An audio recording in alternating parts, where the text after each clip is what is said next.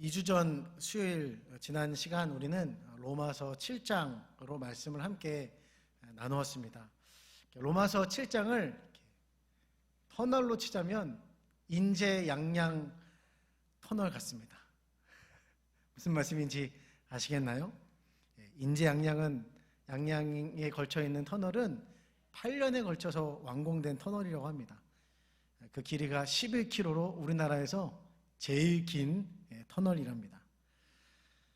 로마서 7장에서는 이것을 다루고 있죠. 도무지 자신을 개선할 능력이 없는 무능한 인간의 그 흑암의 상태, 긴 터널과 같이 끝도 보이지 않는 흑암이 이어지는 상태를 바로 이 7장이 다루고 있기 때문입니다. 그러다가 오늘 이제 8장으로 이렇게 넘어오게 되면 여러분 이렇게 읽으셨지만 온도 차이가 극명하게 나죠. 아주 환한 빛이 우리에게 비춰오는 것을 보게 됩니다. 로마서 8장을 두고 혹자는 이렇게 말하기도 했습니다. 성경 전체가 다 없어져도 한 장이면 된다. 그 한 장은 어느 장일까요?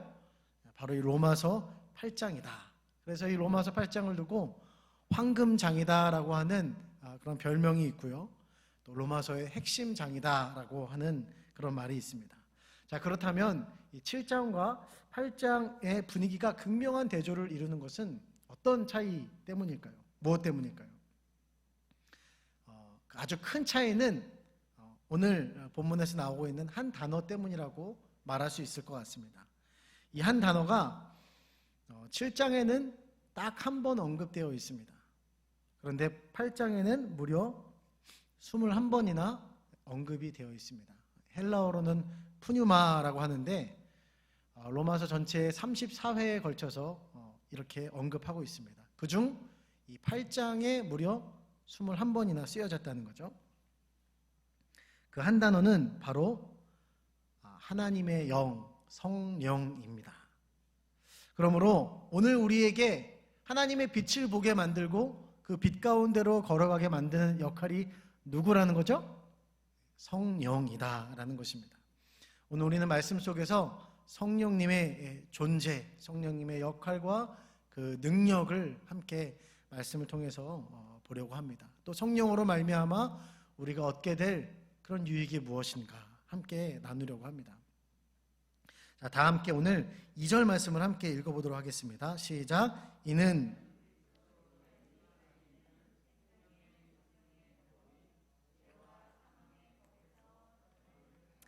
해방하였음이라. 아멘.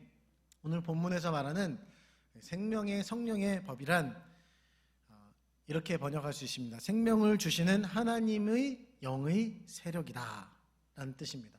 반대로 죄와 사망의 법은 무엇일까요? 사망 아래로 사로잡고 사망으로 나아가게 만드는 죄의 세력이다 라는 것입니다.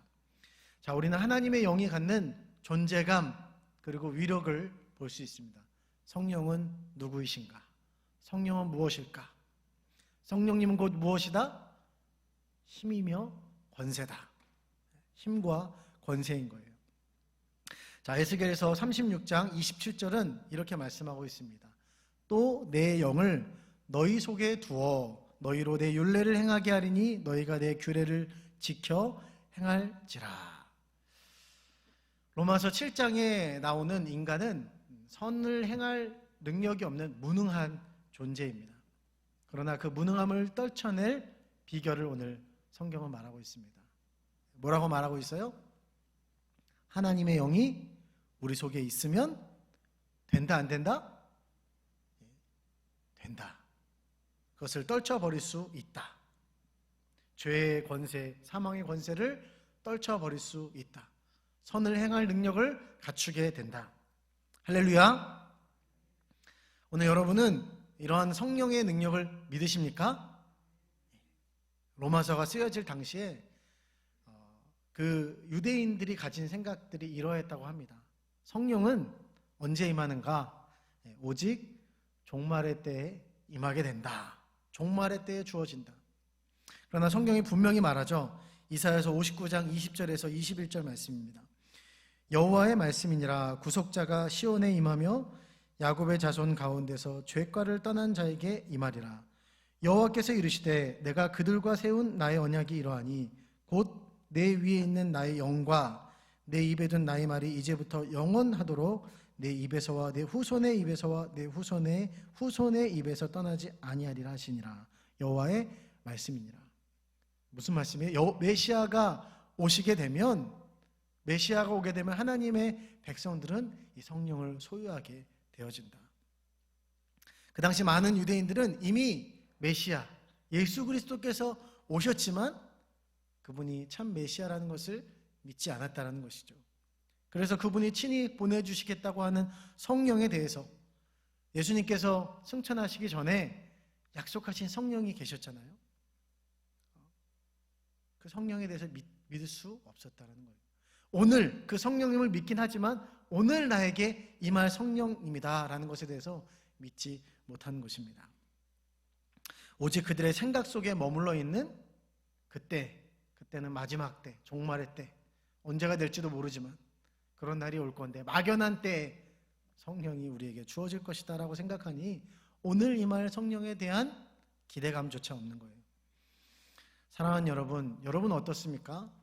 오늘 성령께서 여러분의 삶에 임할 수 있다는 사실을 믿으십니까? 그렇다면 이것을 또한 믿으십니까? 그 권세 아래에서 하나님의 법을 따라 우리가 살아갈 수 있다라는 사실을 믿으십니까? 하나님의 그 기뻐하시는 뜻을, 그 법을 우리가 완성하며 살아갈 수 있다라는 것을 믿으십니까? 그것을 믿어야 하는 것이죠. 우리는 안 됩니다. 우리의 힘으로는 절대로 불가능합니다. 그러나 오늘 약속의 말씀을 통해서 우리는 확신하게 됩니다. 성령을 통해서는 가능하다. 왜냐하면 오늘 임하시는 성령님의 권세, 힘이 우리에게 주어지기 때문인 줄 믿습니다. 오늘 생명의 성령의 법이라고 할 때 이 법이라는 이 단어를 그냥 문자적으로 생각해 보게 되었습니다. 법의 작용이나 법의 선언이 어떤 사람, 예를 들면 피해자에게 있어서는 이 법의 선언은 숨을 쉴 수 있는 희망을 갖게 되는, 소망을 갖게 되는 그런 역할이라고 말할 수 있을 것 같아요. 그러나 어떤 사람, 반대로 피해자가 아닌 가해자에게 있어서 법이란 굉장히 잔혹한 거죠. 물론 우리는 그들이 마땅히 그 법의 심판을 받아야 된다고 이야기하지만 어쨌든 중요한 것은 가해자에게 있어서, 피해를 입힌 사람에게 있어서는 이 법이란 너무나 무서운 거예요. 자신을 죽음으로 이르게 만들고 살 소망을 이제는 가질 수 없는 그런 선언이 바로 법이라는 것입니다. 법의 선언이죠. 그래서 법은 권세입니다. 힘이죠. 그러나 이 권세는, 이 세상의 권세는 사람을 죽이기도 하고 살리기도 합니다. 세상의 법은 바로 그런 것이죠. 그러나 오늘 말씀이 말하고 있는 성령의 법, 하나님의 권세란 그렇지 않다라고 말하는 거예요. 모든 사람을, 모든 믿는 사람을 살리는 하나님의 법이다. 권세다, 힘이다. 할렐루야. 그래서 아무리 흉악한 그런 악질인 사람이라 할지라도, 그래서 죄와 사망의 권세 아래 완전히 놓여 있어서 도무지 개선할 수도 없고 교화시킬 수도 없는 사람이라 할지라도 그 안에 생명의 성령의 법이 들어가면 어떻게 될 수 있어요? 그가 살아날 수 있다는 것입니다. 예전에 이제 유명하신 분이죠. 박효진 장로님이란 분의 어떤 간증을 이렇게 좀 듣게 됐는데, 이분이 이제 그 교도소에서 사형수들을 막 맡게 되는, 그 당시에 사형 집행도 있었고 그랬던 시절에 사형수들을 맡았다라고 합니다. 사형수들 전 겪어보지는 않았지만 그분의 표현에 의하면은 이미 이건 인간이 아닌 거의 짐승에 가까운, 눈에 막 사람 며칠 죽이고 온 사람은 눈에 벌써 살기가 가득해서, 그래서 이런 사람들을 어쨌든 잘 이제 다스려야 되기 때문에 어떻게 해야 돼요? 이 사람보다도 더 악해져야 된다는 거예요. 그래서 날마다 자기가 이 사람들에게 막 폭언과 아주 무섭게, 아주 무서운 그런 교도관으로 이 사형수들을 대했다라는 것이죠. 그렇게 살다 보니까 삶이 피폐해지고 정신건강이 안 좋아지고 이것을 떨쳐버리고자 막 술을 마시고 피폐한 삶을 하루하루 살아가는 가운데 이거는 뭐 사형수보다도 더 자기가 악해져 가고 있다는 것을 느꼈을 그때, 바로 이때 정말 다행스럽게 이 박효진 장로님에게 하나님의 영이, 생명의 성령의 법이 작용한 것이죠. 복음이 들어간 것입니다. 그리고 생명의 성령의 법이 작동을 하니까 장로님이 변화되기 시작했다. 그래서 이 사형수들을 대할 때 정말 이전에는 악하게 대하고 막 때리고 무섭게 했던 이 사형수들에게 찾아가서 그들에게 용서를 구하고 안아주고 눈물을 흘렸을 때 어떤 일이 벌어졌는지에 대한 간증들을 하시는 거죠.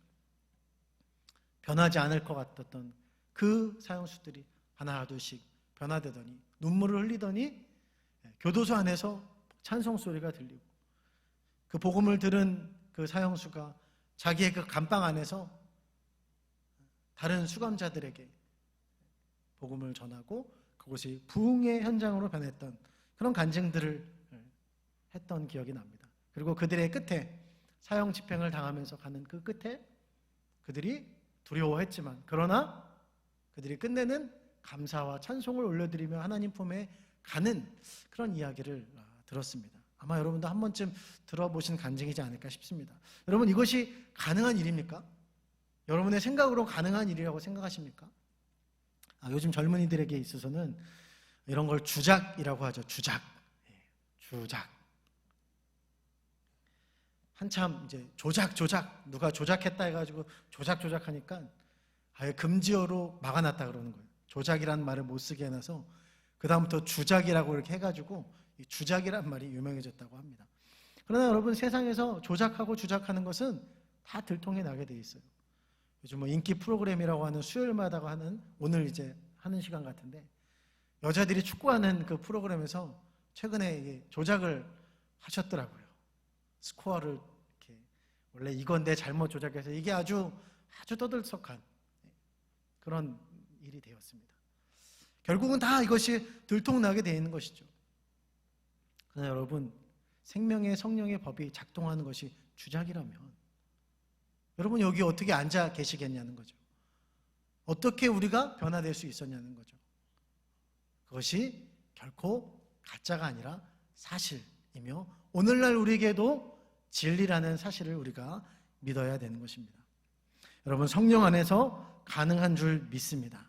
성령 안에서는 불가능한 일이 없는 줄 믿습니다. 그렇다면 우리의 선택이죠. 우리는 오늘 누구의 권세 아래에 있어야 하는가? 죄와 사망의 권세 아래에 있어야 할 것인가? 아니면 하나님의 영의 다스림과 권세 아래에 있어야 할까? 오늘 이 밤 저와 여러분이 가장 현명한 선택을 할 수 있게 되기를 주님의 이름으로 축복합니다. 오늘 8장에 무려 21번이나 성령에 대해서 언급을 하고 있습니다. 그래서 어떻게 보면 오늘 말씀의 주제가, 8장의 주제가 성령이라고 볼 수 있을지도 모르겠습니다. 그러나 이렇게 성령이 두드러지게 나타남에도 불구하고 8장의 주제는 성령이 아닙니다. 8장의 주제는 성령의 도우심으로 얻게 되는 영생의 확신, 자녀됨의 확신입니다. 그래서 마틴 로이드 존스라고 하는 목사님은 이 8장을 가르쳐서 이 장의 주제는 그리스도인의 안전이다라고 말하고 있어요. 영생의 확신과 자녀됨의 확신으로 말미암아 얻게 되는 그리스도인의 안전, 이것이 주제다. 8장 1절은 이렇게 시작하죠. 예수 그리스도 안에 있는 자에게는 정죄함이 있다? 없다. 그리고 39절에 마지막에 이렇게 선포하고 있습니다. 어떤 것도 우리를 예수 그리스도의 사랑에서 끊을 수 없다. 하나님의 자녀가 되어 누리게 되는 영원한 생명이 바로 8장의 주제라는 것입니다. 원어는 좀 다르지만 오늘 예수님께서 보내주신다고 약속하신 성령님, 그 성령님은 헬라어로 파라클레이토스라고 하죠. 오늘 우리가 읽은 성령은 푸뉴마라고 해서 좀 다르지만 어쨌든 이 파라클레이토스는 여러분도 알다시피 돕는 자, 변호하는 사람, 조력자라는 역할을 말하고 있습니다. 충분히 모든 장에서 주제가 될 수도 있는 분이 성령님이시죠. 마땅히 주연이 되어야 하는 그 분이 성령님이라고 말할 수 있을 것 같습니다. 그러나 8장에서 이 성령님의 이름의 뜻과 같이 성령님은 철저한 조력자의 역할을 하고 계시는 것이죠. 여러분, 어떤 작품에서 볼 때 조연이 빛나기 위해서 어떻게 해야 될까요? 조연이 빛나기 위해서는 어떻게 해야 될까요? 조연 자체도 연기를 잘 해야겠지만 그 작품이 말하고자 하는 내용, 그 주제가 확실히 드러날 수 있도록 해야지 결국 조연이 빛날 수 있는 거죠. 멋진 작품을 위해서 조연이 죽어야 됩니다. 그럼 어떻게 해야 될까요? 조연은 가장 비장하고 가장 죽을 수 있는 처참한 모습으로 죽어야 그 작품이 빛나는 것이죠. 그래야 주제와 또 주연이 살아나는 것입니다. 여러분, 성령님이 어떤 분이십니까? 철저한 조력자로 우리를 도우시는 분이라고 오늘 말씀이 말하고 있습니다. 그래서 우리가 성령의 사람이라면, 우리가 성령 안에서 오늘 말씀과 같이 성령 안에 살아가는 성령의 사람이라면 여러분, 우리의 삶은 어떠해야 될까요? 많은 사람들 가운데서 빛나는 늘 주연과 같은 삶을 살아가는 것. 때로는 좀 그런 모습도 우리가 원하겠죠. 그러나 정말 성령의 사람이라면 겸손한 모습으로, 교만한 모습이 아니라 겸손한 모습으로 주님이 드러나고 교회가 드러나고 공동체가 드러나고 하는 일에 우리가 겸손하게 나아가야 한다는 것이죠. 오늘 이 8장에서 명품 조연의 역할을 감당하는 성령께서 더 빛나시려면 오늘 마땅히 8장의 주제는 우리 가운데 더 분명히 드러나야 됩니다. 그 주제대로 오늘 우리는 이 말씀의 주제를 마음에 새기고 또 이 말씀대로 살아가야 하는 것이죠. 오늘 우리로 하나님의 법을 이루며 사는 삶, 하나님의 뜻대로 사는 삶의 시작이 무엇일까요? 어떻게 우리가 이런 출발점에 서서 거룩한 경주를 시작할 수 있을까요? 내가 하나님의 자녀다. 내가 하나님께 용서받아 자녀된 하나님의 영원한 사랑을 받는 자녀라는 이 확신, 이것이 바로 8장의 주제라는 것이죠. 이 확신이 없으면 우리는 거룩한 경주를 시작할 수 없습니다. 주님을 위해 순교한 많은 사람들, 믿음의 사람들, 또 오늘 이 절망적인 코로나 시기임에도 불구하고 그러나 하나님의 뜻을 따라서 무언가 다른 삶을 살아가고 있는 사람이 분명히 있다는 것입니다. 절망적인 상황이지만 소망을 노래하는 사람들이 분명히 있습니다. 희망을 노래하고 내일을 꿈꾸며 내일을 위해 오늘도 준비하며 살아가는 비전의 사람들, 한결같은 사람들의 이 사람들의 한결같은 모습들을 우리가 보게 됩니다. 그 모습은 무엇일까요? 주님을 위해서 무엇인가 열정적으로 해보자 하는 열정이 그들 안에 있습니다. 그러나 더 그것보다 우선되는 마음은 바로 내가 오늘 하나님의 사랑을 받는 자녀다. 나는 지금 하나님의 한결같은 사랑과 지지를 받고 있다. 하나님은 결코 나를 버리지 않으신다. 어떠한 상황에도 하나님은 나를 포기하지 않으신다. 여러분, 그러기에 그들은 잠깐의 넘어짐이 있을 수 있어요. 실패도 겪을 수 있습니다. 그러나 그들은 그 가운데 좌절하지 않는 거예요. 그리고 그 좌절 가운데서 다시 일어서는 것입니다. 다시 힘을 내서 주님을 위해서 무언가 다르게 살아가고 있다라는 것입니다. 소원하고 바라고 또 원합니다. 우리 모두가 하나님의 영 성령으로 말미암아 성령을 통해서 누리게 되는 하나님의 자녀로서의 확신, 자신감, 안정감, 그 확신과 소망 가운데 살아갈 수 있기를 예수님의 이름으로 축복합니다. 오늘 본문 14절에서 15절 말씀을 우리 함께 읽어보시도록 하겠습니다. 시작. 무릇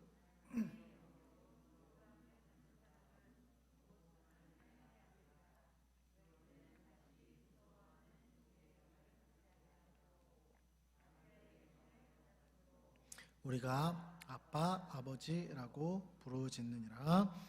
아멘. 14절을 보니까요, 하나님의 영으로 인도함을 받는 사람은 하나님의 아들이라고 합니다. 딸이라고도 말할 수 있을 텐데, 또는 자녀라고 말할 수 있는데 아들이라고 말하고 있는 이유는 무엇일까요? 오늘 17절에 나오죠. 이 문제는 상속의 문제이기 때문에 그렇습니다. 그 당시에 상속은 누가 받아요? 아들이 받는 거예요. 성경을 보면서 이게 하나님이 딸은 차별하는 거 아닌가라는 생각을 가질 수 있는데 그런 얘기가 아니라 상속의 문제 때문에 그런 거예요. 하나님의 영으로 받아 영으로 말미암아 하나님의 아들이 된 우리는, 여러분, 어떠한 신분으로 변화된 거예요? 새로운 어떤 주인이 생긴 것이 아니라 이제는 새로운 아버지가 생긴 거예요. 그리고 그 아버지께서 나에게 무엇을 주세요? 상속을 주시는 거예요. 하나님 나라의 영광, 예수 그리스도께서 받으신 그 영광을 우리에게도 똑같이 받게 하는 거예요. 또한 우리가 그 영광을 얻기 위해서 우리는 어떻게 하는 거예요? 그리스도와 함께 고난을 받는 것이죠. 여러분, 하나님의 영으로 인도함을 받는 우리는 하나님의 자녀입니다. 상속을 받는 자녀입니다. 그 하나님의 자녀는 무슨 영을 받았습니까? 두려워하는 종살이의 영을 받은 것이 아닙니다. 자녀로 삼으시는 영을 받았다. 그래서 우리는 하나님을 뭐라고 불러요? 아빠, 아버지다. 아람어의 표현이죠. 아이들이 주로 아버지를 부르는 호칭. 우리의 말과 굉장히 비슷하죠. 우리도 아빠라고 부릅니다. 저에게도 아버지가 있지만 지금도 제가 아버지라고 얘기하죠. 아빠라고 안 부른 지가 기억이 안 납니다. 고등학교 때부터 그랬나? 아무튼 아빠라고 부른 적이 굉장히 좀 긴 것 같아요. 우리나라 상황상 이런 일들이 좀 많죠. 그러다 보니까 이 아빠, 아버지란 말이 솔직히 조금 약간 저에게는 아직 조금 그렇긴 하지만 저의 상황을 볼 때 아빠라고 부른다는 것은 이건 진짜 친근하구나. 그렇다고 제가 아버지랑 되게 먼 관계가 아닙니다. 전화도 자주 하고요. 또 존경하고 사랑합니다. 물론 저희 아버지도 마찬가지죠. 그러나 정말 아빠라고 부를 수 있다는 것은 정말 친근한 거죠. 오늘 이 아빠, 아버지라고 부르는 장면, 우리가 아빠, 아버지라고 부르는 장면은 생소하지가 않습니다. 성경을 볼 때 생소한 장면이 아니라 낯익은 장면으로 보여지죠. 바로 예수 그리스도께서 십자가를 지시기 전에 하나님께 나아가 기도할 때 그 장면 속에 나옵니다. 그때도 예수님은 하나님을 아빠, 아버지라고 부르셨습니다.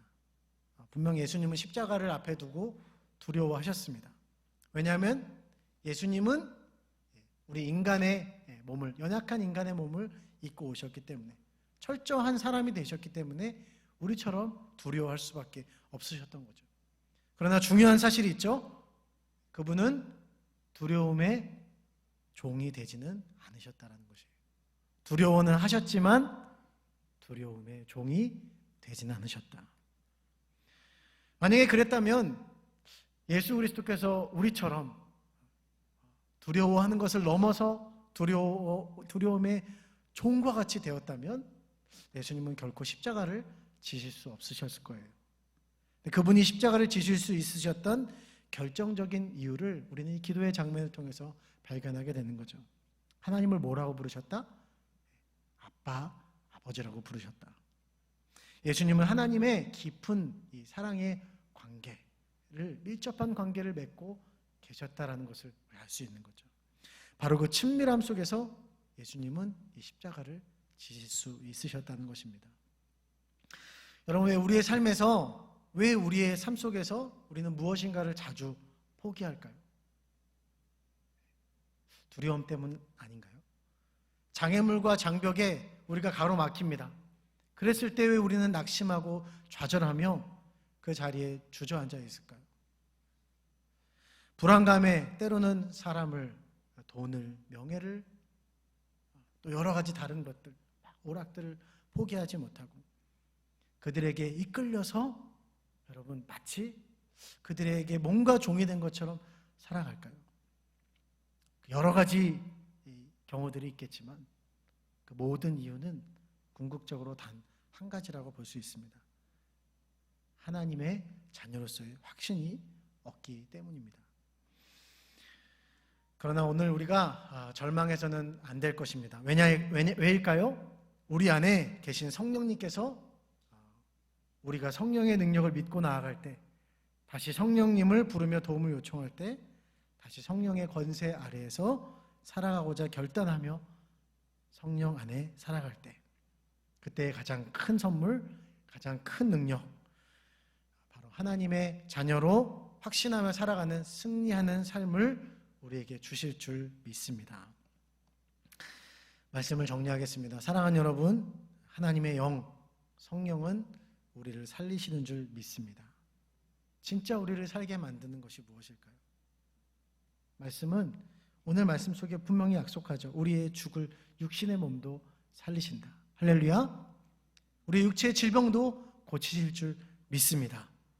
그런데 이보다 더 큰 기적, 우리의 그냥 육신을 살리는 그런 기적보다도 더 큰 기적은 무엇일까요? 아무리 사지가 멀쩡해도 여러분, 사는 것답게 살아가지 않는 것이 무슨 의미가 있을까요? 살아도 죽은 것처럼 사는 사람들이 얼마나 많습니까? 이게 진짜 제대로 사는 것인지, 내가 뭘 하고 사는지, 무슨 의미를, 오늘 우리의 삶 속에서 무슨 의미를 발견하는지도 모르는 채 살아가는 무의미한 삶, 여러분, 그것이 어떤 의미가 있겠냐는 것이죠. 하나님의 자녀로 다 죽을 것 같은 상황임에도 불구하고 하나님의 자녀로 살아있는 자, 제대로 살아있는 자로 살아가는 것, 이것이 우리에게 가장 큰 축복이요 기적인 줄 믿습니다. 분명 우리는 두려움의 종살이를 하였고, 또 선을 행하고 싶지만 선을 행할 수 없는 무능한 존재였습니다. 그러나 오늘 하나님은 성령으로 말미암아 우리를 하나님의 자녀로 양자 삼아 주셨어요. 그뿐만이 아니라 우리에게 상속자로, 우리를 하나님의 영광을 상속하는 상속자로 부르신 줄 믿습니다. 그분의 권위와 힘과 권세와 그분의 능력을 우리도 하나님께로부터 받을 수 있다는 거예요. 무엇 때문에? 성령으로 말미암아. 그리고 그 성령은 오늘 우리에게 임할 수 있다 없다? 임할 수 있다. 할렐루야. 오늘 이것을 믿는 우리의 삶이 되어지기를 주님의 이름으로 축복합니다. 에스겔서 36장 26절에서 28절 말씀입니다. 또 새 영을 너희 속에 두고 새 마음을 너희에게 주되 너희 육신에서 굳은 마음을 제거하고 부드러운 마음을 줄 것이며 또 내 영을 너희 속에 두어 너희로 내 율례를 행하게 하리니 너희가 내 규례를 지켜 행할지라. 내가 너희 조상들에게 준 땅에서 너희가 거주하면서 내 백성이 되고 나는 너희 하나님이 되리라. 내 백성이 되고 나는 너희 하나님이 되리라. 사랑하는 여러분, 살리는 영, 성령으로 말미암아 우리 하나님이 나의 하나님, 나의 아빠, 나의 아버지로 살아가는 이 축복을 누리실 수 있게 되기를 주님의 이름으로 축복합니다. 아무리 시대가 어렵고 힘들어도 변하지 않는 사실이죠. 하나님이 우리의 아버지가 되시겠다고 하는 그 사실, 믿는 자에게 그렇게 하시겠다고 하는 그 사실과 그 변하지 않는 진리, 그 확신을 가지고 살아갈 때 우리의 모든 상황과 환경 속에서 우리는 승리하는 삶을 살게 될 것입니다. 우리 모두가 이런 확신과 축복 가운데 살아갈 수 있게 되기를 주님의 이름으로 축복합니다. 우리 함께 기도하겠습니다.